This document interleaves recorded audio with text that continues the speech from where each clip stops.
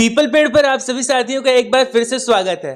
दोस्तों, हर बार की तरह आज फिर हम आपके लिए एक अनोखी और मजेदार कथा लेकर के आए हैं। यह कथा एक भक्त की है। हमें उम्मीद है इस कथा को सुनकर आपके मन को काफी शांति मिलेगी। तो फिर विलंब किस बात की, चलिए आपके मन को शांति देते हैं और बढ़ते हैं कथा की ओर। लेकिन उससे पहले हम आपसे निवेदन करना नहीं छोड़ेंगे कि अगर आप इस चैनल पर नए हैं या फिर पुराने हैं तो इस चैनल को सब्सक्राइब करें ताकि भगवान कृष्ण की कृपा आप पर यूं ही बरसती रहे। बहुत समय पहले की बात है, जब एक कसाई जाति के सदना नाम के भक्त हुए थे। बचपन से ही इनको भगवान के नाम और हरि कीर्तन में बहुत रुचि थी। भगवान का नाम तो इनकी जीभ पर हर समय रहता था। ये जाति के कसाई थे, फिर भी बेहद ही दयावान थे। इनका हृदय दया से परिपूर्ण था। जीववध तो इनसे देखा नहीं जाता था। जीववध देखकर बहुत दुखी होते थे, इसीलिए वह स्वयं पशुवध कभी नहीं करते थे। आजीविका के लिए कुछ ना कुछ तो करना होता, तो कोई उपाय न होने से दूसरों के यहाँ से मांस लाकर बेचा करते थे। इस काम में भी उनका मन नहीं लगता था, पर मन मारकर जाति व्यवसाय होने के कारण वह यह काम किया करते थे। सदा नाम जप, भगवान के गुणगान और लीला में पुरुषोत्तम के चिंतन में लगे रहते थे। सदना का मन श्री हरि के चरणों में रम गया था। रात दिन वे केवल हरि हरि करते रहते थे। साथियों, भगवान अपने भक्त से कभी दूर नहीं रह सकते। भक्त को जैसे उनके बिना चैन नहीं, वैसे भगवान को भी भक्त के बिना चैन नहीं। सदना कसाई के घर में भगवान शालिग्राम रूप में विराजमान थे, लेकिन सदना को इसके बारे में पता नहीं था। कई पुस्तकों में इस बात का जिक्र मिलता है कि एक बार सदना कसाई जंगल के रास्ते कहीं जा रहे थे, तभी उनके पैर से एक पत्थर टकराया। पत्थर काफी खूबसूरत और चमकीला था, तो सदना ने उस पत्थर को अपने थैले में रख लिया। घर आकर उस पत्थर को बाट बना लिया और उसी बाट से वह मांस को तोलकर बेचा करते थे। अब सदना को तो नहीं पता था कि जो पत्थर वह जाने अनजाने में उठाकर लाए हैं वह शालिग्राम पत्थर है, तो उसे वह बाट ही समझते थे और उसे निरंतर मांस तौलकर बेचा करते थे। एक दिन एक साधु सदना कसाई के दुकान पर आते हैं। दृष्टि पड़ते ही वे शालिग्राम को पहचान जाते हैं। मांस विक्रेता कसाई के यहाँ अपवित्र स्थल में शालिग्राम जी को देखकर साधु को बड़ा क्लेश हुआ। साधु सदना से मांग कर वह शालिग्राम अपने साथ ले गए। सदना ने भी प्रसन्नता पूर्वक साधु को वह चमकीला बाट दे दिया। साधु बाबा कुटिया पर पहुंचे। उन्होंने विधि पूर्वक शालिग्राम जी की पूजा की, परंतु भगवान को न तो पदार्थों की अपेक्षा है, न मंत्र या विधि की।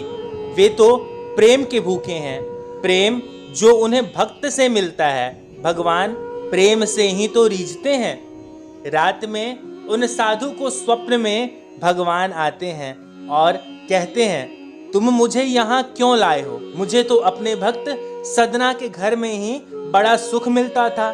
जब वह मांस तोलने के लिए मुझे उठाता था, तब उसके शीतल स्पर्श से मुझे अत्यंत आनंद मिलता था। मुझे उसके तराजू में झूले बिना नींद नहीं आती है। जब वह मेरा नाम लेकर कीर्तन करता था, नाचने लगता था, तब आनंद के मारे मेरा रोम रोम पुलकित हो जाता था।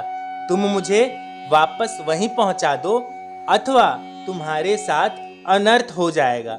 मुझे सदना के बिना एक क्षण भी चैन नहीं पड़ता है। साधु महाराज अचक्के उठे। उनके पसीने छूट रहे थे। उन्होंने शालिग्राम जी को उठाया और दूसरे दिन प्रातः काल की बेला में ही सदना के घर जाकर उसे दे आए। इतना ही नहीं, साधु ने सतना को भगवत्व कृपा का महत्व भी बताया। सतना को जब पता लगा कि उनका यह बटखरा तो भगवान शालिग्राम है, तब उन्हें बड़ा पश्चाताप हुआ। वे मन ही मन कहने लगे, देखो मैंने कितना बड़ा पाप किया, मैं कितना बड़ा पापी हूँ। मैंने भगवान को निरादर पूर्वक अपवित्र मांस के तराजू का बाट बनाकर रखा। प्रभु मुझे क्षमा करें। अब सदना को अपने व्यवसाय से घृणा हो गई। सदना कसाई शालिग्राम जी को लेकर पुरुषोत्तम क्षेत्र श्री जगन्नाथपुरी को चल पड़े। मार्ग में संध्या समय सदना जी एक गांव में एक गृहस्थ के घर ठहरे। उस घर में स्त्री पुरुष दो ही व्यक्ति अच्छे थे। स्त्री का आचरण अच्छा नहीं था। वह अपने घर ठहरे हुए इस स्वस्थ सुंदर सबल पुरुष पर मोहित हो गई। आधी रात के समय सदना जी के पास आकर वह अनेक प्रकार की अशिष्ट चेतनाएं करने लगी। सदना जी तो भगवान के परम भक्त थे। उन पर काम की कोई चेष्टा सफल न हुई।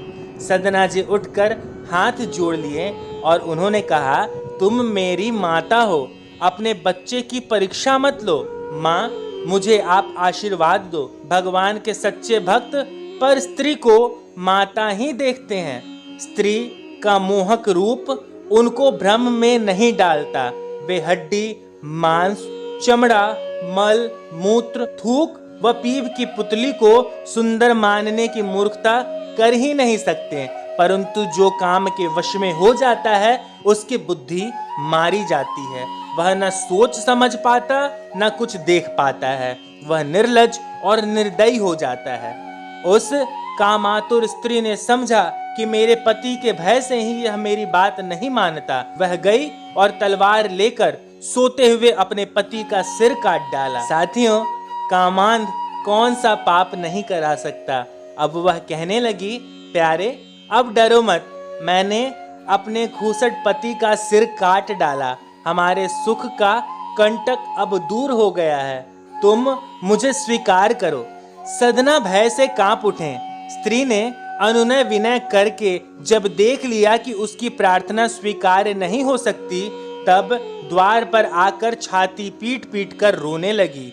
लोग उसका रुदन सुनकर एकत्र हो गए।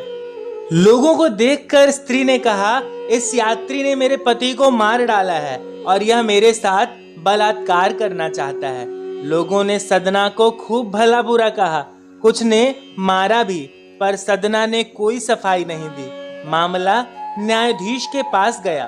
सदना तो अपने प्रभु की लीला देखते हुए अंत तक चुप ही बने रहे। अपराध सिद्ध हो गया।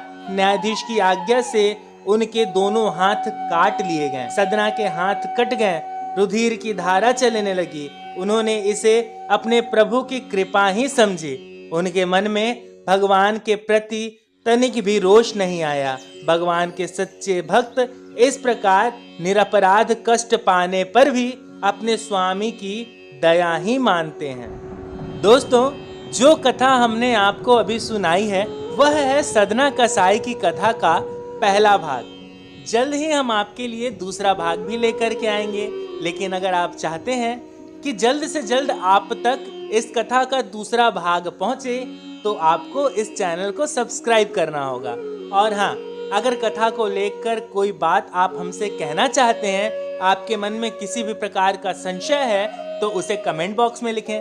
कथा आपको अच्छी लगी हो तो इसे अपने दोस्तों, परिवार और बंधु बांधव से साझा करें। हाँ, अगर आप इस नेक कार्य में किसी भी तरह से हमारी सहायता करना चाहते हो, तो स्क्रीन पर दिए गए नंबर पर अपनी आर्थिक सहायता आप हम तक भेज सकते हैं। अगले वीडियो तक के लिए हमारे सभी साथियों को हरे कृष्णा।